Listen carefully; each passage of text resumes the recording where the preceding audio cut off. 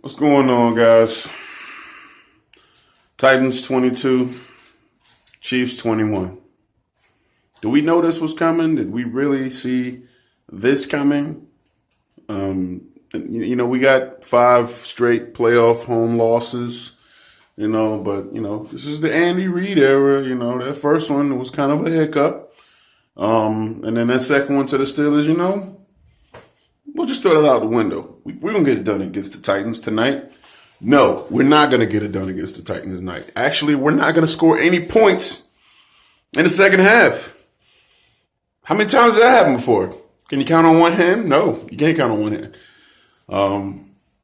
I'm shocked. I'm stunned. Not really hurt because I kind of prepared myself for this because the Chiefs love doing this to us for some strange reason. I don't know why. It's like when you get to the 18th hole when you're on the green and you just mulligan like 800 times in a row. So the Chiefs have mulliganed, not 800 times. They've mulliganed enough to really kind of question: are these guys cursed? Can these guys do it in the postseason at all? So we'll answer those questions in the offseason. But I want to get to the game. First half, Chiefs are coming out like gangbusters. Alex Smith leads us down the field a few times. That first drive, they stopped us. But then after that, we scored 21 points. They scored 3 points. We think the game's in our hands, essentially. Kareem Hunt wasn't really getting the ball that much. That's because Alex Smith was finding guys down the field like he's been doing or had done the first 5 in the last 4 games of the season. But in that second half, we saw Andy Reid holding that clipboard. We saw him holding that play sheet a little bit too much. And we know what happened during that 7-game lull when he was holding that clipboard. We didn't do shit. And Kareem Hunt sat on the sideline like the last kid to be picked in the dodgeball game. So Matt Nagy had the look on his face of that kid that just got his lunch money stole because Andy Reid stole his play calling sheet and decided that he was going to be Mr. Whiskers and, just lead us back into this game. What made him think that? I don't know. But long story short, man, I'm not putting this win on any one person. It's a team loss. But at the end of the day, your quarterback's got to go out there and they got to make a play. They got to make a play for a lot of reasons. To win the game, one, but to relieve the pressure off your teammates. And then your quarterback has to be a signal caller. Your quarterback has to be that guy. When all things fail, he's got to lift your team. He's got to make that play. We saw Marcus Mariota out there making plays. We saw him juking people, be it the Chiefs defense, who was some shit. But he made the plays, couldn't contain the guy. One thing I really noticed was Justin Houston at times didn't even attempt to rush Mariota because if he attempted to rush him, Mariota would just cut out to the outside and there would nobody be there to contain him. The Titans knew that Frank Zombo was a liability. I'm going to give you the 3 liabilities right now. Frank Zombo, Eric Murray, and Danny Sorensen. Wow. Okay? 2 of these guys will be back. I don't know if Zombo's going to be back. Why he has a C on his chest, that's probably why he has a C on his chest. So when he puts on his uniform, this is where the uniform goes, on your chest. Because there can't be a reason he's a captain for any reason. So Frank Zombo got owned the entire game by Taylor Lewan, the entire game. And he probably got owned the entire season. So I don't see Frank Zombo coming back. And kudos to the Titans for noticing that Frank Zombo was the bitch of the defense.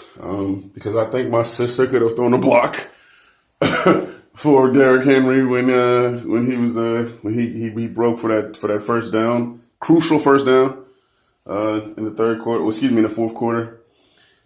Yeah, well, big ups to the Titans, man. I got to give it to y'all. I got to give it to Derrick Henry for doing his thing against a very porous defense. Either I predicted whoever won this game was probably going to end up losing in the divisional round to either the Steelers or the Patriots very badly because the Steelers and the Patriots just on a totally different level than the rest of the teams in the AFC. And it's sad because nobody is like even close to them. No one in the AFC is touching the Patriots or the Steelers right now. And this is without Ryan Shazier, this is without James Harrison. This is without Antonio Brown. And if you want to go to the Patriots side, this is without Julian Edelman. This is without LeGarrette Blount. This is without some of that pass rushers they had last year. You know why they're not touching them? Elite quarterback play.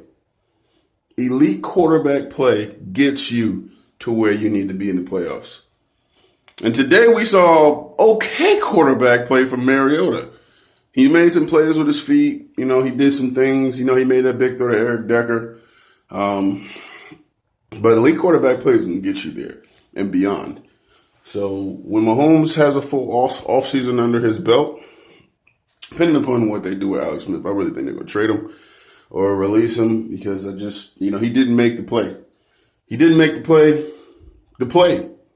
I want to say plays, but he didn't make the play in the second half to get us where we needed to be. I mean, he didn't get a lot of help from his receivers, mind you that. But Alex Smith's got to make the play. No matter what, you got to make that play. Whether it's with your feet or your legs, you got to make that play. But getting back to Mahomes, he will be our starter in 2018 with a full offseason under his belt. He will have his full arsenal. Travis Kelce will probably be out week 1, still recovering from that hit by Denard Cersei. That was a brutal hit. And I thought they were still scraping Marcus Mariota off the ground, but he got back up and did his thing like Chumbawamba. He did his thing.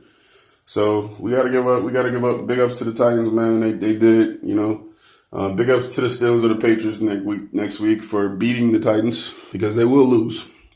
And if you believe that the Titans will win, that's a bunch of malarkey, like their head coach. So Mike Malarkey, that's funny. That's a funny name for a person, let alone a coach. I would have fun with that in the locker room. But I digress. You guys, big ups to I want to give shout outs to Casey Kidd, Britt Chief, Shaggy Shane, Jay Briscoe over there at Blog Talk Radio, Seth Kaiser, all those guys, Ryan Tracy, what's his name? Big time Chiefs fan, man. Can't really put my name on it right now, but the big ups to those guys who cover the team, man. This is a tough one, man. This is a tough one. But we kind of knew it was coming. And we just got to get ready for next season, So I will leave you guys, and I will wallow in my pit of despair. And, I will get ready for this Andy Reid press conference. So just get ready for, gotta do better. And it's on me. It's my responsibility. Just get ready for a whole bunch of that. And